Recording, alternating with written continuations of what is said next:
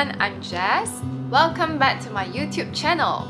If you haven't subscribed to my YouTube channel, please do so now. Really need your subscription in order for me to create more content. So, what do we have today? So a few days ago, I posted a question in my Instagram story asking you guys about what are the questions that you would like to ask me, and I've received a few enquiries and I'm going to answer them one by one today. So how I started this business and why this second-hand luxury business? To answer this question, I need to go back to at least 10 years ago when I started my very first business. That's right, Vintage Sac is not my first business. In fact, it isn't my second business as well. So my first two businesses were really small and they were really nothing to shout about. I was really young and naive. But that was an interesting phase that I kind of missed. My first business, I started an online blog shop, and that time, right, it was a very huge thing on blogspot.com, where people would go to blogspot.com to different blogspot to buy clothing from online. And I was one of these hundreds of blog shops.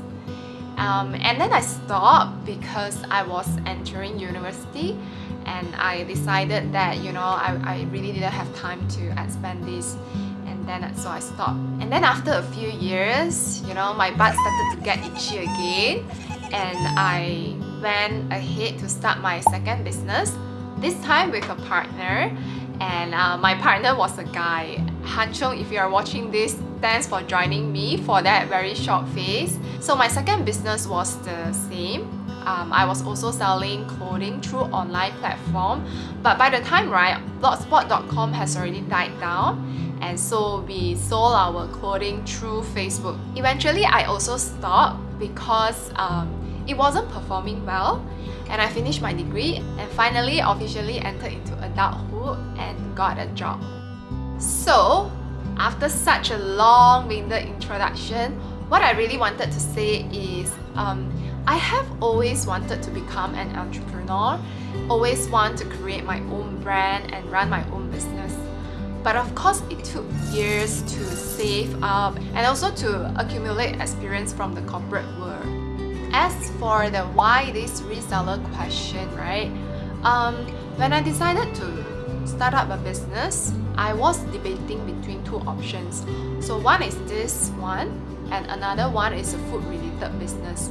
But I guess I'm more into fashion, and I'm so passionate about vintage items because it's so rare, and that's why eventually I decided to follow my heart and chose this business. I hope I answered some of your questions about entrepreneurship. I'm going to move on to the next question, that how do you feel after doing 2 live videos? Thank you for watching our live sessions. I'm actually quite impressed with the number of people that joined us, but I guess I can definitely do better. My tone should be higher so that people can feel the shopping excitement. Also leave me a feedback if you've watched so that I know what I'm lacking. Next question for me, where do you mostly get the bags from? Japan, or where is the best place to shop for vintage deals? Our stocks are either imported from Japan or from local consignments. For me, right, best place to shop for vintage deals is definitely Osaka, Dotonbori. The second shops there are very concentrated, and you can easily compare prices among 10 shops easily. And since we can't travel at the moment, the best place to shop for vintage deals is definitely Vintage Sac, Tropicana Avenue, so come find us if you're staying nearby. Next question, what are the biggest obstacle you had in obtaining items from Japan? It's definitely 100% Japanese taxes. From paying 8% VAT to 10% now, and I heard the government is going to increase the tax rate from 10% to 15% after COVID-19, and that's a very drastic increase. So since the items that I'm selling is already expensive to begin with, the taxes is going to make it even more expensive. Then the next question, Vintage flap 24K or latest flap, which one is more worth to buy, as both prices are quite similar? I guess you're referring to vintage caviar flap bag, because vintage lambskin flap is still significantly cheaper by at least 50%. I get that some people would love to collect vintage flap because of, its craftsmanship and the 24K gold hardware. But in Malaysia, I think the demand for a new flap would still be higher than the vintage ones.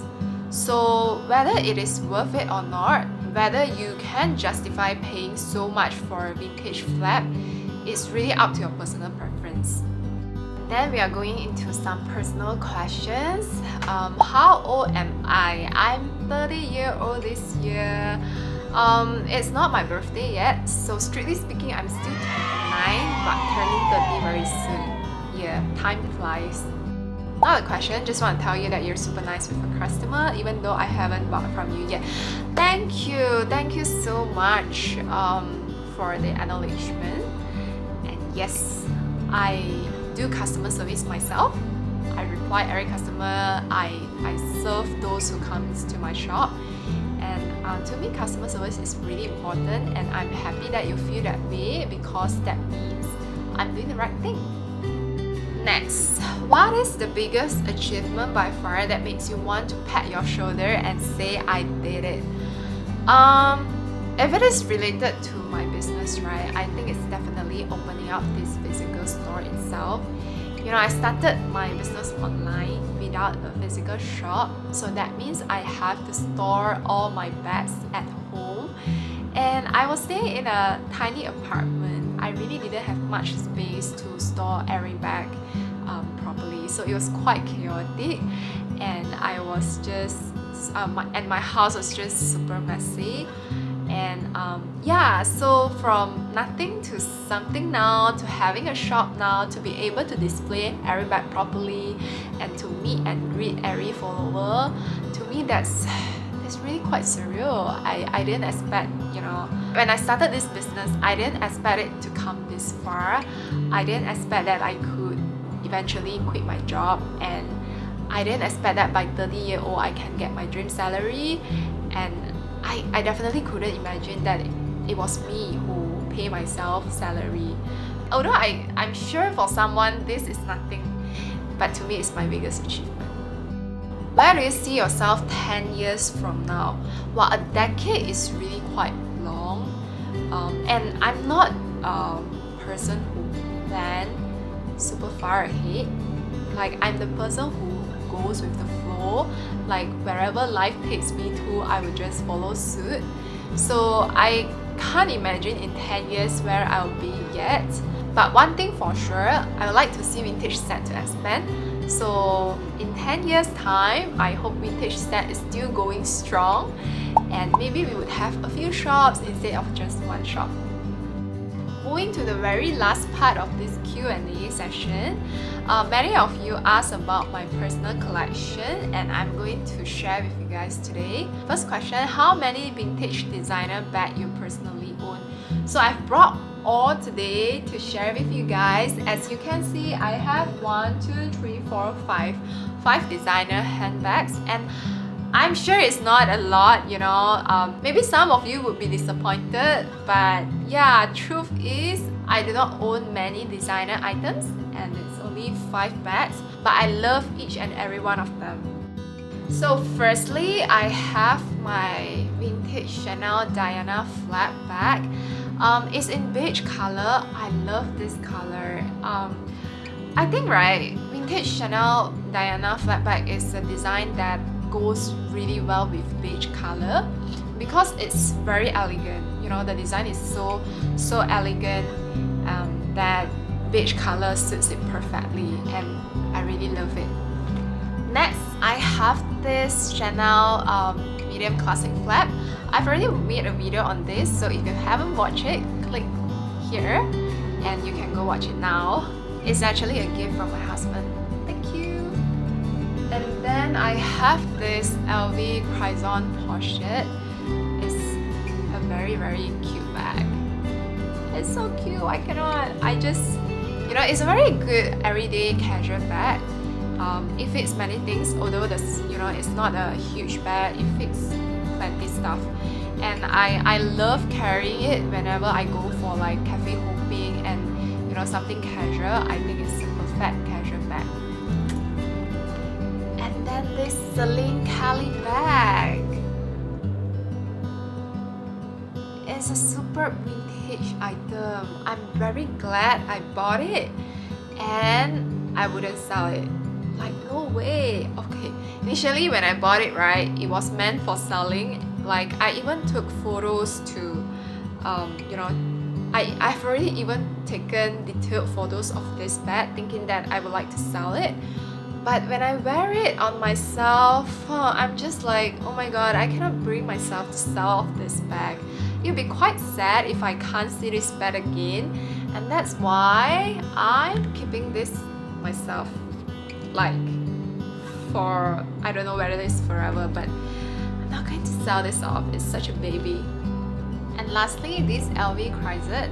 I love this bag. I bought it during my trip to Vienna in 2019, and I remember after tax refund the price was about 5,800 if I'm not wrong, and LV is selling it at 7,000 now. It's a white color bag, so it's very refreshing. I wanted something white to add to my wardrobe, and that's why I chose this bag.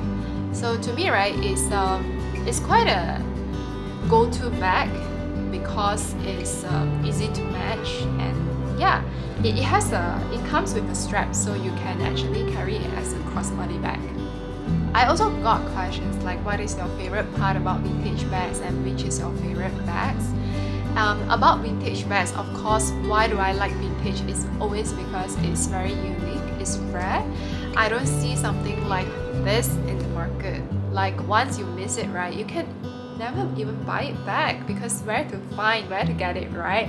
Yeah, so why do I love vintage bag? It's because of its scarcity, and also because I don't have to worry about carrying the same bag with other people. Yay! That's one. And then favorite bag, right? To me, favorite bag is it's quite hard to settle on a favorite bag because if I can have 10 bags, I wouldn't settle for one.